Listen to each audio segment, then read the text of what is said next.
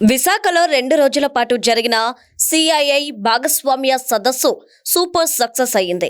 దేశ విదేశాల నుంచి పారిశ్రామికవేత్తలు వైజాగ్ తరలివచ్చారు. 10 లక్షల కోట్ల ఇన్వెస్ట్మెంట్ అగ్రిమెంట్లు జరిగాయి. వివిధ రంగాల్లో ప్రాజెక్టులపై సదస్సులు, ప్రెజెంటేషన్లతో పెట్టుబడుల సదస్సులో పండుగ వాతావరణం కనిపించింది. 2.5 ఏళ్ల క్రితం ఇదే విశాఖలో వైసీపీ ప్రభుత్వం గ్లోబల్ ఇన్వెస్టర్ సమ్మిట్ పేరుతో ఓ సదస్సు నిర్వహించింది. ఆ సమయంలో స్థానిక ఇన్వెస్టర్లు కొంతమంది వచ్చినా అప్పుడు జరిగిన ఒప్పందాల్లో ఒకటి కూడా ఆచరణలోకి రాలేదు. వైసీపీ ప్రభుత్వం నిర్వహించిన సదస్సు హిట్ అనిపించుకునేందుకు పారిశ్రామికవేత్తల పేరుతో వందల మందిని పెయిడ్ ఆర్టిస్టులను తీసుకొచ్చారు. భోజనాల కోసం వైసీపీ ఇన్వెస్టర్లు ఎలా కొట్టుకున్నారో చూడండి.